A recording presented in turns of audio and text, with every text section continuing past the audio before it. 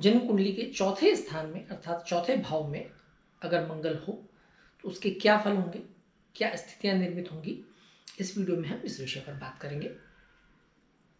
Mangal in first house, Mangal in second house, Mangal in third house हम पहले बात कर चुके हैं, वीडियोस ऑलरेडी पोस्टेड है यूट्यूब चैनल में। अगर आप पहली बार इस वीडियो को देख रहे हैं तो मैं कहूँगा कि आप बाकी सारे वीडियोस को भी देखें और आपकी जो भी ओपिनियन है वो कमेंट बॉक्स में लिखें मुझे। मेरा व्हाट्सअप नंबर भी आपको वहाँ से मिल जाएगा, आप कम्युनिकेट कर सकते हैं। यहाँ पर हम स्पेसिफिकली बात करेंगे फोर्थ हाउस मार्स। चौथा स्थान क्या है? चौथे स्थान को हम सुख भाव कहते हैं। सुख का स्थान अर्थात भूमि, भवन, प्रॉपर्टी, पारिवारिक सुख, माँ का सुख, जो हमारा बचपन होता है, प्राथमिक शिक्षा होती है, वो सारी चीज हम देखते हैं चौथे स्थान से। इसका जो कारक ग्रह है वो है चंद्रमा। और जब चंद्रमा की राशि कर्क राशि जो कि चौथी राशि है उसमें मंगल आता है तो मंगल नीच का हो जाता है, कमजोर हो जाता है। जब भी चौथे स्थान में मंगल आता है तो हम उस कुंडली को मांगलिक कुंडली की डेफिनेशन में रखते हैं। और ऐसे कॉम्बिनेशन वाली कुंडली में जब विवाह के लिए कुंडली मिलान की जाती है तो उस हिसाब से हम उसको मांगलिक कंसिडर करते हुए दूसरी कुंडली के साथ हम मैच करते हैं। अमूमन ये माना जाता है कि मंगल अगर चौथे स्थान में है तो चूंकि मंगल हिंसा का, ऊर्जा का, गुस्से का, क्रोध का ग्रह है तो चौथे स्थान में आने के बाद उन परिस्थितियों को निर्मित करता है जिस वजह से सुख समाप्त हो, अशांति हो और वैवाहिक या पारिवारिक जीवन दूषित हो। जबकि इसके ठीक विपरीत हम बात कर रहे हैं कि मंगल जब चौथी राशि यानी कर्क राशि में जाता है तो वो नीच का हो जाता है। इस बात को थोड़ा गहराई से समझने की कोशिश करें। मंगल जब चौथी राशि में जाता है जो कि कर्क राशि है, एक बड़ी सुंदर सी जल तत्व की राशि है, इमोशंस से जुड़ी हुई, इमोशनल साइन कह सकते हो आप उसको, उसमें है। और मंगल एक फाइटर प्लैनेट है, ताकत का, गुस्से का, ऊर्जा का ग्रह, लड़ने वाला ग्रह, एक योद्धा। वो जब एक इमोशंस में उलझता है, माँ की गोद में जाता है, परिवार में जाता है, तो वो कहीं ना कहीं कमजोर, असहाय हो जाता है, क्योंकि उसकी रियल जो फाइटिंग स्पिरिट है, उसकी जो शक्ति है वो सिर्फ युद्ध के मैदान में ही दिखती है एक योद्धा की। उसको जब घर में ले आएंगे तो माँ की गोदी में वो एक छोटे बच्चे की तरह हो जाएगा, इमोशंस में दब जाएगा। तलवारों से आप उसे हरा सकते हैं एक योद्धा को, परंतु आंसुओं से, इमोशंस से कहीं ना कहीं वो योद्धा हार सकता है, कमजोर हो जाएगा।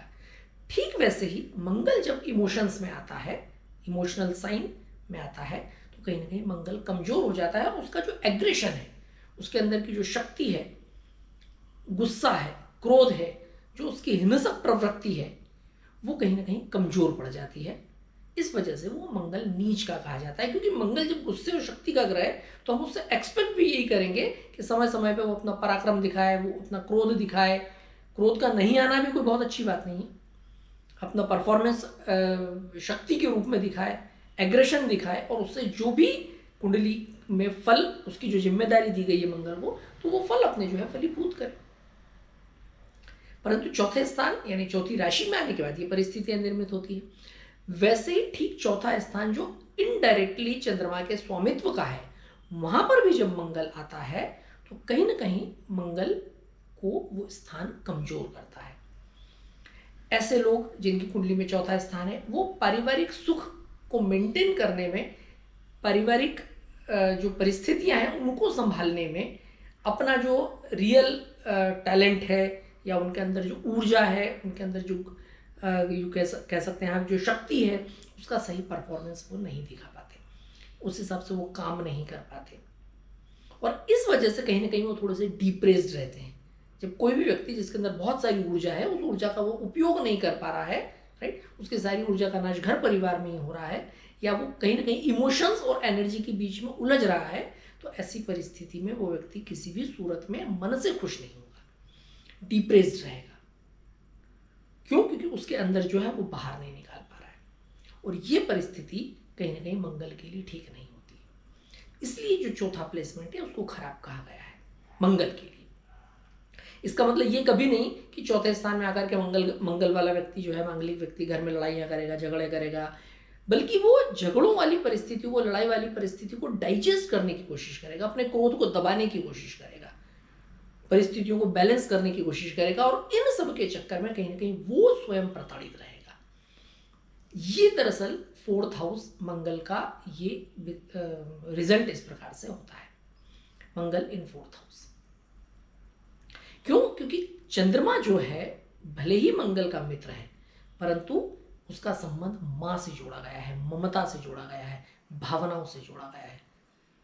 और एक योद्धा की लड़ाई कभी भी इमोशंस के साथ नहीं हो सकती, माँ के साथ नहीं हो सकती, वो कहीं ना कहीं कॉम्प्रोमाइज करने की कोशिश करेगा। तो इसलिए चौथे स्थान का जो मंगल है उसे मांगलिक कहा गया है, और इस स्थान में आकर के मंगल कहीं ना कहीं कमजोर हो जाता है। हालांकि इसका दूसरा पार्ट अगर हम बात करें तो फोर्थ हाउस मंगल, चूंकि चौथे स्थान का संबंध भूमि भवन प्रॉपर्टी से भी है, तो मंगल को भूमि पुत्र कहा गया है। तो ऐसे लोगों को प्रॉपर्टी का, भूमि का, अपने स्वयं के निवास का, इन सब का बहुत अच्छा सुख मिलता है। ये लोग स्वयं के अपने घर में रहते हैं, इनके पास अगर व्यवस्थाएं नहीं है तो भाग्य इनका साथ देता है, ये अपना घर बना पाते हैं।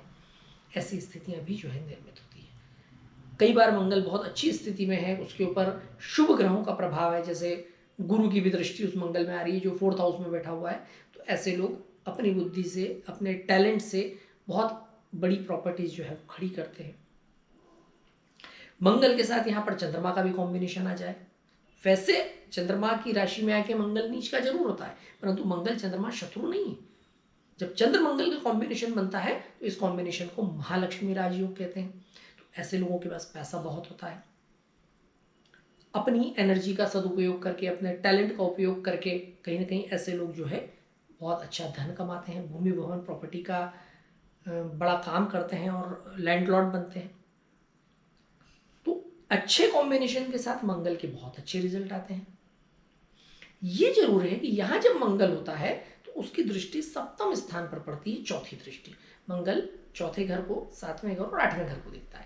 तो चौथे स्थान की दृष्टि जब मंगल की सातवें घर पर पड़ती है, वो दाम्पत्य सुख का स्थान है, तो कहीं ना कहीं कई बार उस स्थान में अड़चने आती है, अर्थात दाम्पत्य जीवन में कहीं ना कहीं कुछ दिक्कतें उन्हें फेस करनी पड़ती है कॉम्पेटिबिलिटी से रिलेटेड। तो एक कारण ये भी होता है कि इस कुंडली को मांगलिक इसलिए कहा जाता है क्योंकि चौथी दृष्टि सीधे सातवें भाव पर पड़ रही है जो कि दाम्पत्य सुख का स्थान है। सप्तम दृष्टि सातवें स्थान पर पड़ रही है, सातवां स्थान इट मीन सीधा मंगल से सातवां, यानी कर्म स्थान। ऐसे लोग अपनी पूरी एनर्जी को कर्म में भी लगाने की कोशिश करते हैं, परिवार और कर्म इन दोनों में वो उलझे हुए रहते हैं, बहुत अच्छा काम करते हैं। ऐसे वर्कहॉलिक होते हैं, पूरी एनर्जी जो है अपने कर्म स्थल पर, ऑफिस में, वर्क प्लेस पर लगाएंगे, बहुत कुछ करते रहेंगे। अगर उनको अगर काम बहुत ज़्यादा करने को नहीं मिल रहा है तो वो परेशान जरूर हो जाएंगे, पर ज़्यादा से ज़्यादा। तो कुल मिलाकर के मंगल अगर चौथे स्थान में है तो उसके जो परिणाम हैं, उसके जो फल हैं वो मिले जुले रहते हैं। आप पूरी तरह से ऐसा नहीं कह सकते कि मंगल चौथे स्थान में सिर्फ अशुभ फलदायी होता है, या ये भी नहीं कहा जा सकता कि उसके जो परिणाम है, उसके जो फल हैं वो सिर्फ शुभ फल ही होते हैं। मिक्स कॉम्बिनेशन जो है उसके हमको देखने पड़ते हैं, दोनों ही तरह की बातें उसके अंदर होती हैं। ये बात भी इस वीडियो में मैंने क्लियर की कि चौथे स्थान में मंगल आने की वजह से उसका घर परिवार या सुख जो है, चूंकि चौथा स्थान सुख भाव है, तो मंगल की उग्रता, गुस्से, क्रोध की वजह से वो डिस्ट्रॉय होता है, ऐसा नहीं है।